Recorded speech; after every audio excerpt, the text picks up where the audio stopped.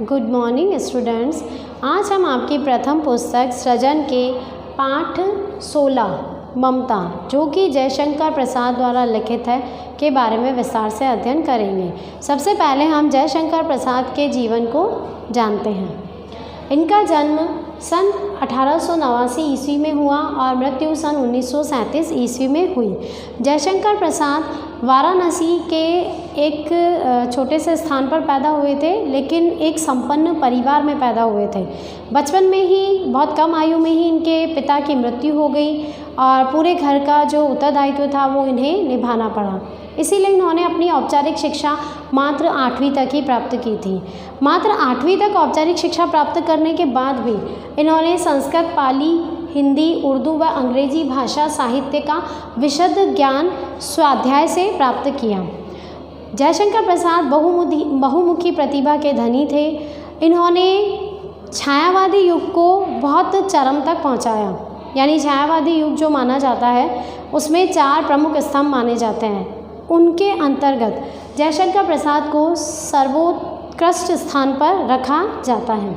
जयशंकर प्रसाद की जो रचनाएं हैं भारत के गौरवमय इतिहास व संस्कृति से अनुप्राणित है। यानी इनकी समस्त रचनाओं में हमें हमारा जो भारत का गौरवमय इतिहास है और जो संस्कृति है वो उसकी झलक देखने को मिलती है। अभी हम नीचे लिखे गए इनके नाटकों के बारे में पढ़ेंगे या जानकारी प्राप्त करेंगे तो आपको पता चलेगा कि इन्होंने किस तरह से हमारे भारतीय इतिहास को और संस्कृति को अपनी कविताओं के माध्यम से और अपने लेखों के माध्यम से दिखाने का प्रयास किया है। कामायनी इनका सबसे अधिक लोकप्रिय और प्रसिद्ध महाकाव्य है। बहुत बड़ी रचना की इन्होंने, जो कि बहुत ज़्यादा प्रसिद्ध हुई, जिसमें इन्होंने आनंदवाद की नई संकल्पना और समरसता का संदेश दिया, जो कि एक नया विचार था छायावादी युग में।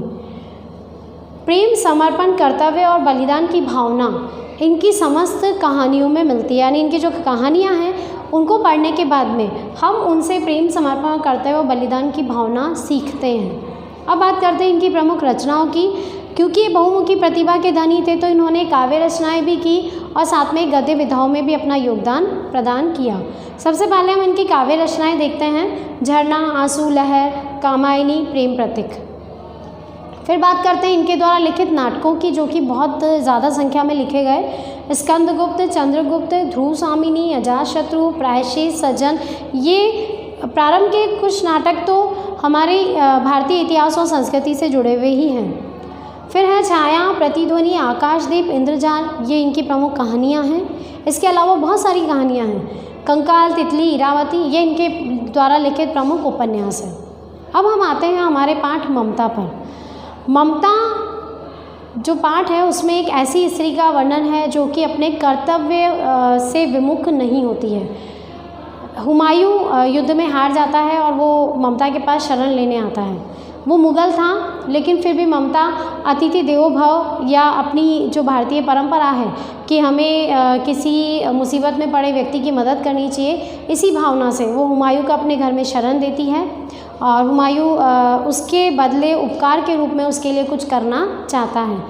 कई वर्षों बाद अकबर जो है वो अपने सैनिकों को वहाँ भेजता है और ममता अपना वो जो घर है या वो जो स्थान है वो उन सैनिकों को सुपुर्द करके चली जाती है। तब अकबर वहाँ पर अष्टकोणीय एक भवन का निर्माण करवाता है, जिस पर खुदवाया जाता है कि एक दिन यहाँ पर जो हुमायूं थे वो आकर रुके थे या उन्होंने यहाँ पर आश्रय पाया था, और इसका निर्माण अकबर ने करवाया है। लेकिन वहाँ पर ममता का कहीं भी कोई नाम नहीं था जिसने उन्हें शरण दी और जिसकी वजह से उस दिन हुमायूं के प्राण बचे थे। तो इस कहानी में हमें यही देखने को मिलता है, जो भारतीय संस्कृति है हमारी कि किसी भी तरीके से आप किसी भी अतिथि का स्वागत सत्कार करते हो और उसकी मदद करते हो, तो उसी चीज़ को हम यहाँ विस्तार से पढ़ते हैं। जयशंकर प्रसाद द्वारा रचित ममता कहानी को अब हम विस्तार से पढ़ते हैं। इससे पहले हम जयशंकर प्रसाद के जीवन परिचय को समझ चुके हैं और संक्षिप्त रूप से ये भी जान चुके हैं कि हमें इस कहानी में क्या पढ़ना है। ये कहानी ममता अपने कर्तव्य पथ से मुंह न मोड़ने वाली एक ऐसी स्त्री की कहानी है जिसने युद्ध में हारे हुमायूं को अपने घर में शरण देकर उसकी जान बचाई थी। और हुमायूं जो है वो भी उसका उपकार चुकाना चाहता है। तो इसी को हम आगे देखते हैं कि किस तरह से आगे ममता का उस गगनचुंबी मंदिर में कहीं नाम होता है या नहीं, या किस तरह से उपकार चुकाया जाता है। ममता। रोहतास दुर्ग के प्रकोष्ठ में बैठी हुई युवती ममता शोण के तीक्ष्ण गंभीर प्रवाह को देख रही है। ममता विधवा थी। उसका यौवन शोण के समान ही उमड़ रहा था। मन में वेदना, मस्तक में आंधी, आंखों में पानी की बरसात लिए वह सुख के कंटक शयन में विकल थी। वह रोहतास दुर्गपति के मंत्री चूड़ामणि की अकेली दुहिता थी। फिर उसके लिए कुछ अभाव होना असंभव था। परंतु वह विधवा थी। हिंदू विधवा संसार में सबसे तुच्छ निराश्रय प्राणी है। तब उसकी विडंबना का कहाँ अंत था। कहानी का प्रारंभ होता है कि रोहतास के दुर्ग पर ममता नाम की स्त्री बैठी है जो कि विधवा है, और वो रोहतास दुर्ग पति के मंत्री चूड़ामणि की अकेली दुहिता है और वो विधवा है। और पुराने समय में हम मान सकते हैं कि एक विधवा स्त्री के साथ किस तरह का व्यवहार होता था या उसे किस तरीके से तुच्छ और निराश्रय प्राणी माना जाता था। तो उसी का वर्णन यहाँ पर लेखक ने किया है। चूड़ामणि ने चुपचाप अपने प्रकोष्ठ में प्रवेश किया। प्रकोष्ठ का अर्थ यहाँ पर कमरा से है। प्रकोष्ठ का अर्थ कमरा। शोण के प्रवाह में उसके कलनाद में अपना जीवन मिलाने में वह बेसुध थी। यहाँ पर शोण का अर्थ नदी के बहने से है। तो उसका बहने का जो नाद है, उसकी जो आवाज़ है, उससे जीवन मिलाने में ममता बेसुध थी, यानी उसे अपने पिता के आने का पता ही नहीं चला। पिता का आना न जान सकी। चूड़ामणि व्यथित हो उठे। इसने बालिता पुत्री के लिए क्या करें, यह स्थिर न कर सकते थे। और ममता की इस स्थिति को देखकर उसके जो पिता हैं वो बहुत ज़्यादा परेशान और चिंतित रहते थे।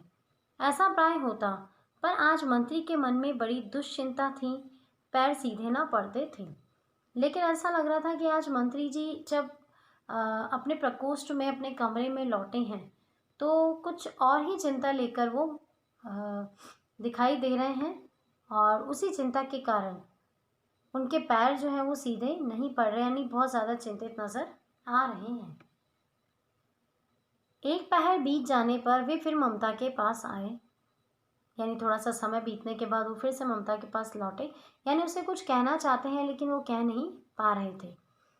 उस समय उनके पीछे 10 सेवक चांदी के बड़े थालों में कुछ लिए हुए खड़े थे। कितने ही मनुष्यों के पद शब्द सुन ममता ने घूमकर देखा, और ममता को जब इतने सारे लोगों के एक साथ आने की पदचाप आवाज़ सुनाई दी तो उसे पीछे घूमकर देखा। मंत्री ने सब थालों को रखने का संकेत किया। अनुचर थाल रखकर चले गए, और अनुचर यानी जो सेवक थे साथ आए थे वो उस थाल को रखकर चले गए। ममता ने पूछा, ये क्या है पिताजी? तेरे लिए बेटी, उपहार है, पिता ने जवाब दिया। कहकर चूड़ामणि ने उसका आवरण उलट दिया। आवरण का अर्थ यहाँ पर पर्दा रखने से है। जो वस्त्र उस थाल पर ढका था उन्होंने उसे हटा दिया। स्वर्ण का पीलापन उस सुनहली संध्या में विकीर्ण होने लगा। ममता चौंक उठी। संध्या का समय था, और जिस तरह से ये पंक्ति है उससे हम अंदाज़ा लगा सकते हैं कि वो थाल स्वर्ण के आभूषणों से भरा हुआ था। इतना स्वर्ण यह कहाँ से आया? चुप रहो ममता, यह तुम्हारे लिए है। तो क्या आपने म्लेच्छ का उत्कोच स्वीकार कर लिया? पिताजी, यह अनर्थ है, अर्थ नहीं, लौटा दीजिए। पिताजी, हम लोग ब्राह्मण हैं, इतना सोना लेकर क्या करेंगे? यहाँ पर म्लेच्छ शब्द का अर्थ मुगलों के लिए है और उत्कोच का अर्थ है रिश्वत लेना।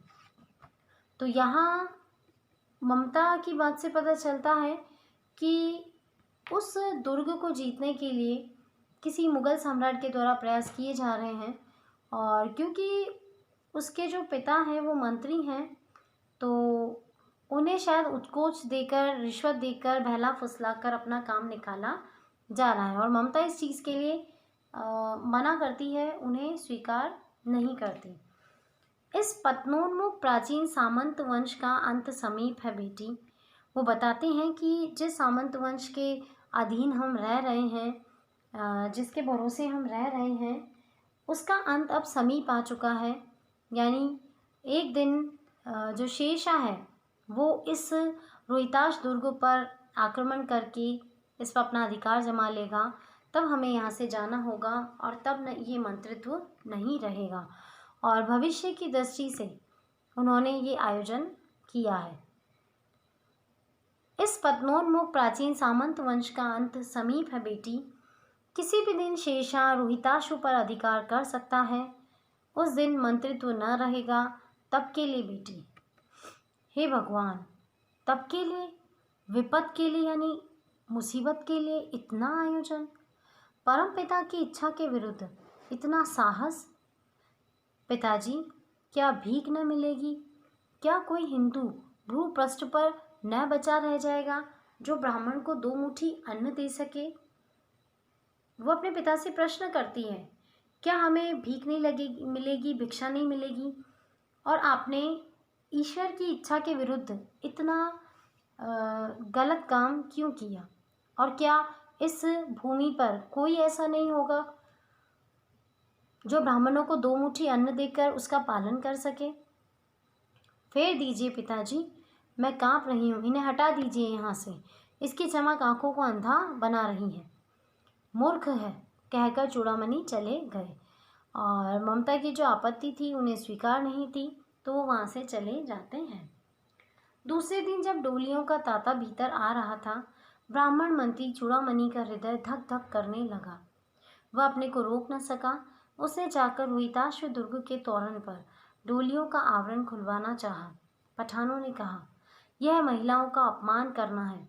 बात बढ़ गई, तलवारें खींची, ब्राह्मण वहीं मारा गया और राजा रानी और कोष सब छली शेरशाह के हाथ पड़े। निकल गई ममता। डोली में भरे हुए पठान सैनिक दुर्ग भर में फैल गए, पर ममता न मिली। और अगले दिन डोलियों में यानी महिलाओं के वेश में जो शेरशाह के सैनिक हैं वो वहाँ पर रोहिताश के दुर्ग में प्रवेश कर जाते हैं और युद्ध होता है। ब्राह्मण मारा जाता है। ब्राह्मण यहाँ पे शब्द जो आया है वो है ममता के पिता के लिए।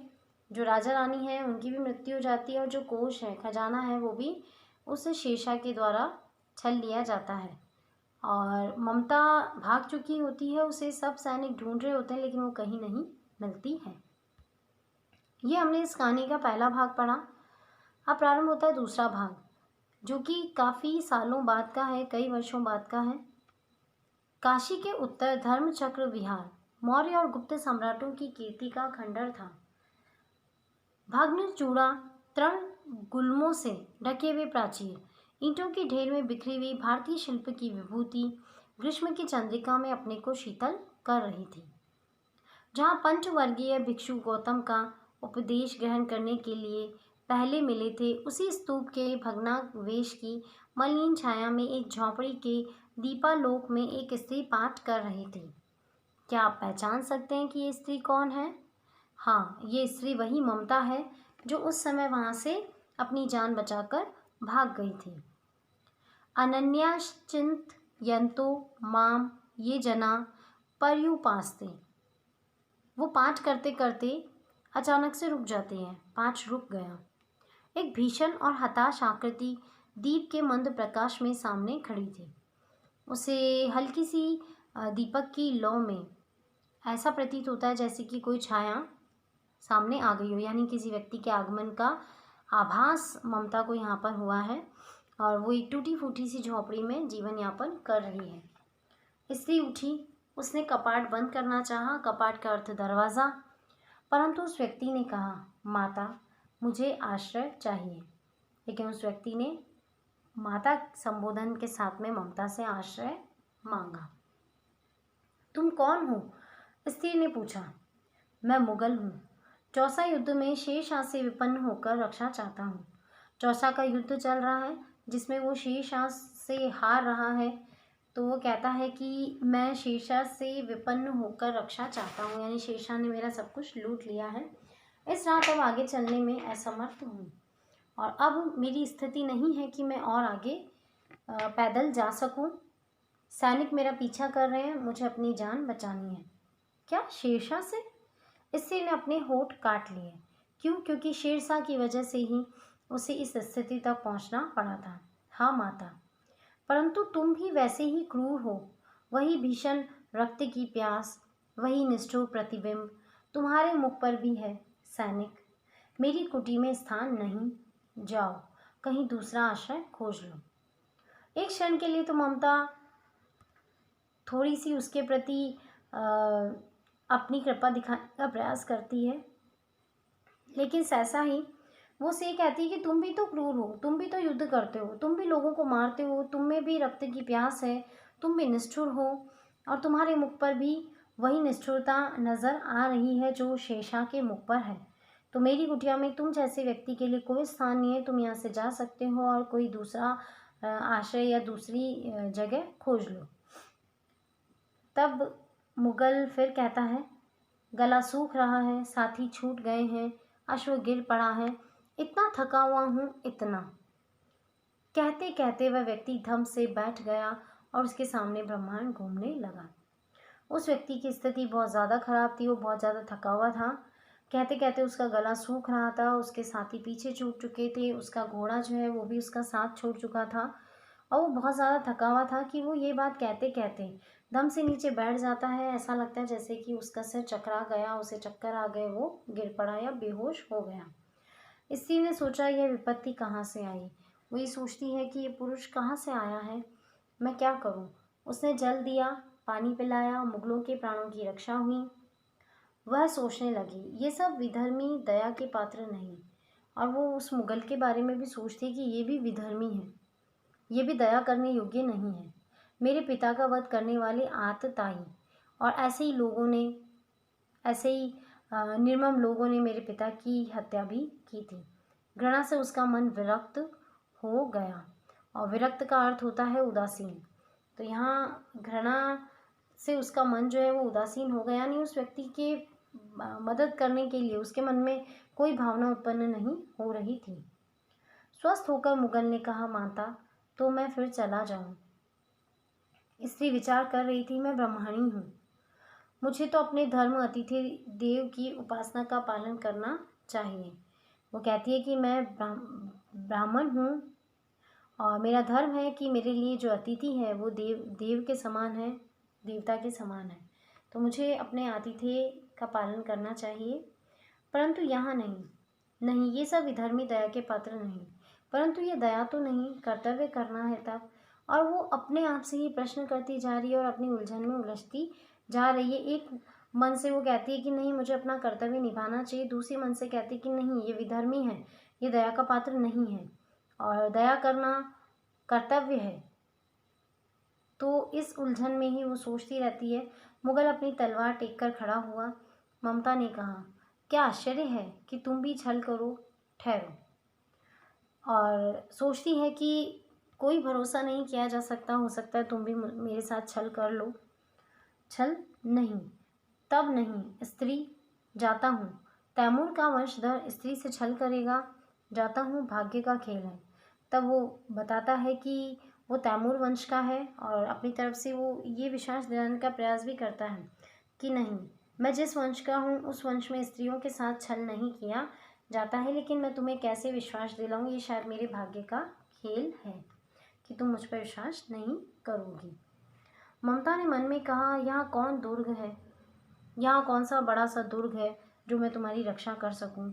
यही झोंपड़ी, न जो चाहे ले ले, मुझे तो अपना कर्तव्य करना पड़ेगा।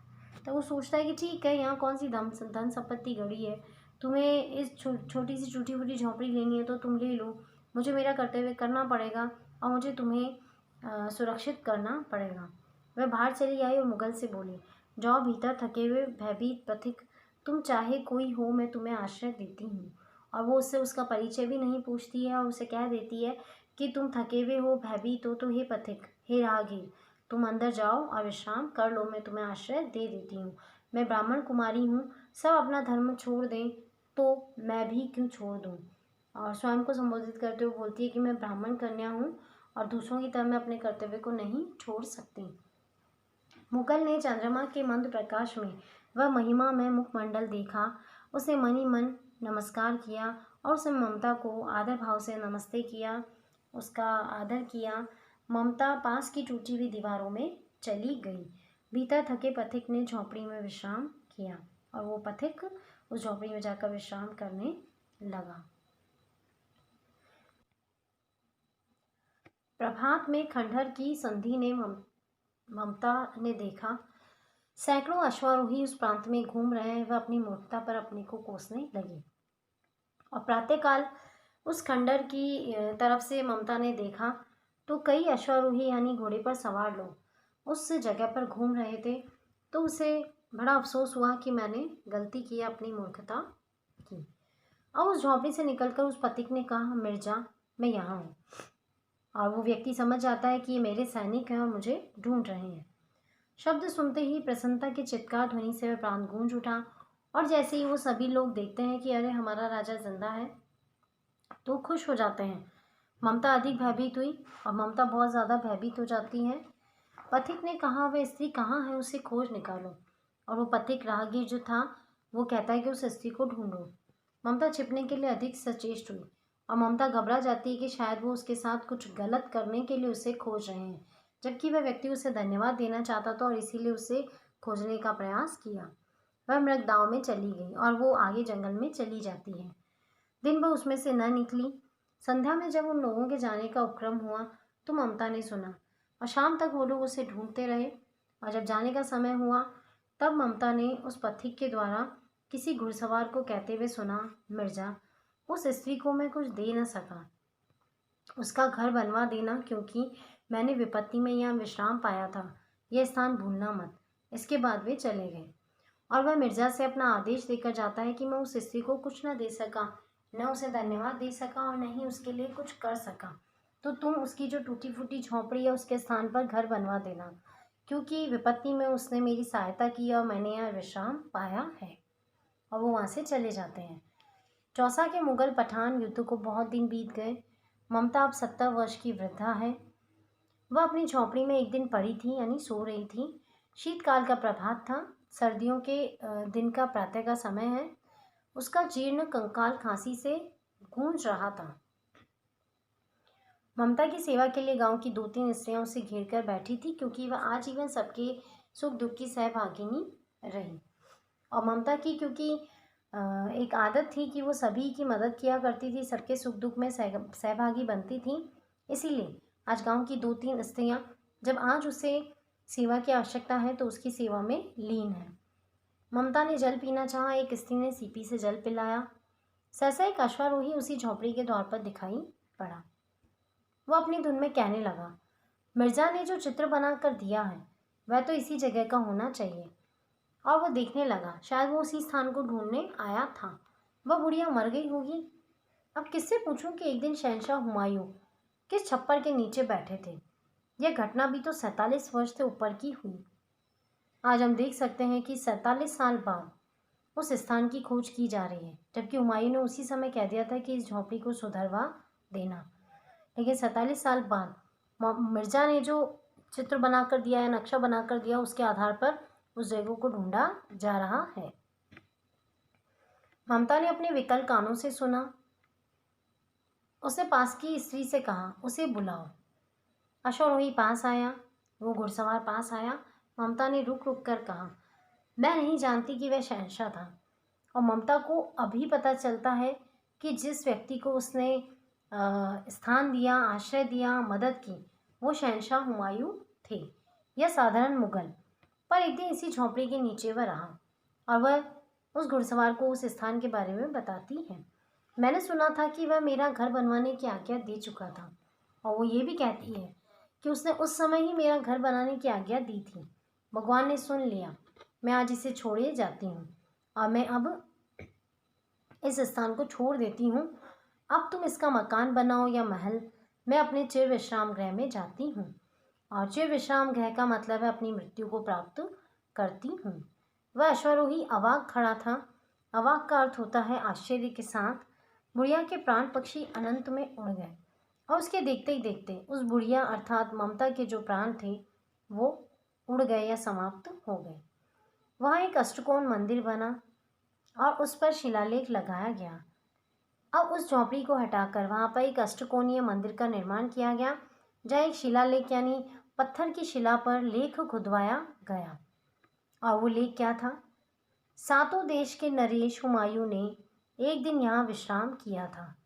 उनके पुत्र अकबर ने उनकी स्मृति में यह गगनचुंबी मंदिर बनवाया और उसमें ममता का कहीं नाम नहीं। और अकबर ने अपने पिता की स्मृति में ये मंदिर बनवाया है अष्टकोणीय। बस इसी बात का वर्णन उसमें था, लेकिन ममता के बारे में वहाँ कोई भी वर्णन नहीं था। हमारी कहानी समाप्त हो गई है। अब हम करते हैं वस्तुनिष्ठ प्रश्न। पहला प्रश्न, कहानी की केंद्रीय पात्र ममता कौन थी? इसका उत्तर है स। रोहतास दुर्ग पति के मंत्री की दुहिता। दूसरा प्रश्न, चूड़ामणि द्वारा स्वर्ण थान उपहार में प्रस्तुत करने पर ममता ने कहा, क्या कहा उसने? इसका उत्तर भी स है। तो क्या आपने म्लेच्छ का उत्कोच स्वीकार कर लिया? अब है अति लघुत्तरात्मक प्रश्न। पहला प्रश्न, शेर शाह ने किस युद्ध में हुमायूं को पराजित किया था? तो शेर शाह ने चौसा के युद्ध में हुमायूं को पराजित किया था। दूसरा प्रश्न, किस बादशाह ने ममता की झोंपड़ी के स्थान पर अष्टकोण मंदिर बनवाया? हुमायूं के पुत्र अकबर ने ममता की झोंपड़ी के स्थान पर अष्टकोण मंदिर बनवाया। तीसरा प्रश्न, किसने कहा, हे भगवान, तब के लिए विपद के लिए इतना आयोजन? ये शब्द ममता ने कहे अपने पिता से जब वो मुगलों का उत्कोच लेकर उसके समक्ष प्रस्तुत होते हैं। लघुत्तरात्मक प्रश्न।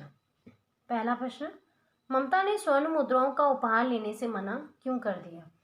ममता ने स्वर्ण मुद्राओं का उपहार लेने से मना इसलिए कर दिया क्योंकि वो मुगलों का उत्कोच स्वीकार नहीं करना चाहती थी। वो ये कहती है कि हम ब्राह्मण हैं तो क्या हमें भीख नहीं मिलेगी, या कोई हिंदू पृथ्वी पर ऐसा नहीं बचा होगा जो हमें 2 मुट्ठी अनाज भी दे देगा। प्रश्न 2, हुमायूं कब और क्यों ममता की झोंपड़ी में आश्रय के लिए आया था? हुमायूं रात के समय चौसा के युद्ध में हारता हुआ अपनी जान बचाता हुआ ममता की झोंपड़ी में आश्रय के लिए आया था, क्योंकि शेरशाह के जो सैनिक थे वो उसे मारने के लिए उसके पीछे पड़े हुए थे। तीसरा प्रश्न, इस कहानी में भारतीय संस्कृति के किन किन मूल्यों को उभारा गया है? प्रमुख रूप से इस कहानी में भारतीय संस्कृति के अतिथि देवो भव वाले मूल्य को उभारा गया। साथ में अपने राष्ट्र प्रेम, अपने देश प्रेम को ममता के द्वारा दिखाया गया कि जब वो उस उत्कोच को लेने के लिए मना कर देती है। प्रश्न 4, शेरशाह ने किस प्रकार रोहतास दुर्ग पर कब्जा किया? शेरशाह के जो सैनिक थे, शेरशाह ने अपने सैनिकों के माध्यम से पहले तो उस मंत्री को खरीदने का प्रयास किया, उसे उत्कोच यानी उसे रिश्वत दी। उसके बाद में एक दिन डोलियों का तांता भीतर आ गया। ब्राह्मण मंत्री चूड़ामणि का हृदय ये देखकर धक धक करने लगा। उसने अपने आप को रोक न पाया। उसने जाकर रोहतास दुर्ग के तोरण पर डोलियों का आवरण खुलवाना चाहा। तब पठानों ने कहा कि महिलाओं का अपमान है और हम इस तरीके से पर्दा नहीं हटा सकते। और इसी तरह से युद्ध बढ़ा, तलवारें खींची, ब्राह्मण मारा गया और राजा रानी और कोश भी सभी कुछ शेरशाह सूरी के हाथ लग गए और उसका उस दुर्ग पर अधिकार हो गया। निबंधात्मक प्रश्न, ममता के माध्यम से भारतीय नारी के त्याग एवं आदर्शों पर लेख लिखिए। ममता कहानी में ममता के चरित्र को जिस तरह से दिखाया गया है उसके हिसाब से भारतीय नारी के त्याग और आदर्श को प्रस्तुत करने का लेखक ने बहुत ही अच्छे ढंग से प्रयास किया है। और इस पूरे पाठ के आधार पर इस प्रश्न को आप स्वविवेक से कर सकते हैं। मुगलकालीन भारतीय नारी की स्थिति का वर्णन कीजिए तथा आज इस स्थिति में आए सुधार पर प्रकाश डालिए। इस प्रश्न के उत्तर के लिए आपको प्राचीन काल में जो महिलाओं की स्थिति थी वो वर्तमान में किस तरह से महिलाओं को बहुत सारे अधिकार मिल गए हैं। पुराने समय में महिलाओं के लिए कर्तव्य तो होते थे लेकिन अधिकार नहीं, लेकिन आज के समय में महिलाएं कर्तव्यों के साथ साथ अधिकारों को भी प्राप्त करती हैं। बहुत बड़ा परिवर्तन आया है, अब महिलाएं शिक्षित हैं। उस समय पर्दा प्रथा और बहुत सारी स्थितियां थीं, महिलाओं को पढ़ने के लिए बाहर नहीं भेजा जाता था। अब वो सारे परिवर्तन हो चुके हैं, तो आज के परिप्रेक्ष्य के आधार पर आप इस प्रश्न का उत्तर कर सकते हैं। हमारा ये पाठ खत्म हो चुका है, हम प्रश्न उत्तर भी आपस में विचार कर चुके हैं। आशा करती हूँ आपको ये पाठ अच्छे से समझ आ गया होगा। धन्यवाद।